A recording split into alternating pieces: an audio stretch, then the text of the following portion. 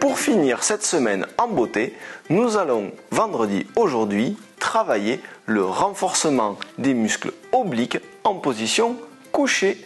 Je vous retrouve dans quelques instants pour le niveau 1. Et nous voici dans le niveau 1 du travail des muscles obliques pour le gainage que nous allons travailler en position allongée.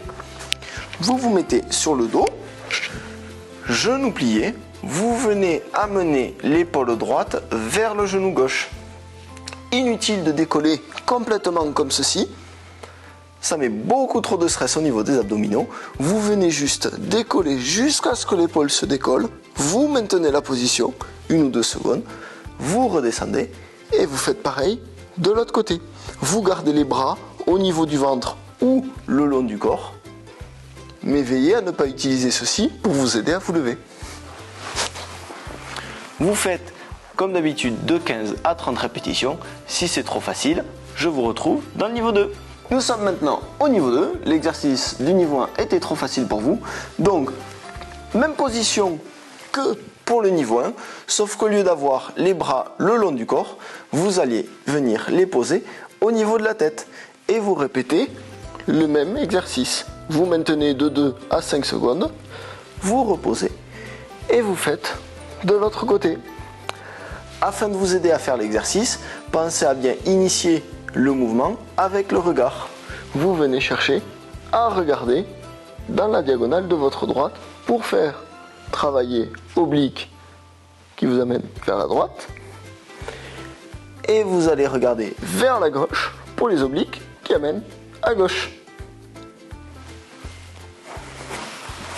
Vous faites comme précédemment de 15 à 30 répétitions de chaque côté et vous faites de 3 à 5 séries.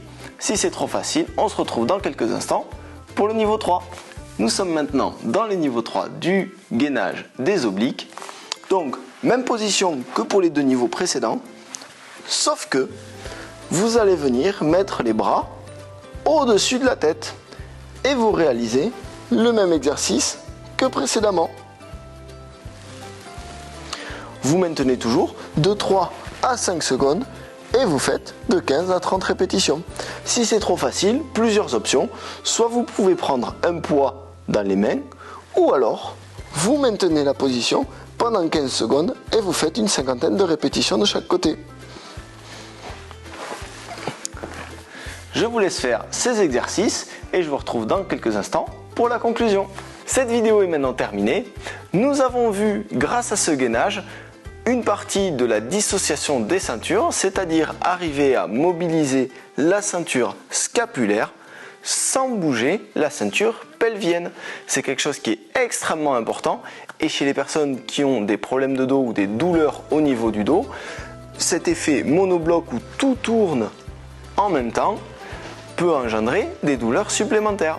C'est donc pour ça que ce type d'exercice est très important à réaliser pour garder la forme, pour vous entretenir et aussi pour aider à prévenir la survenue de certaines douleurs. Je vous laisse réaliser ces petits exercices au quotidien.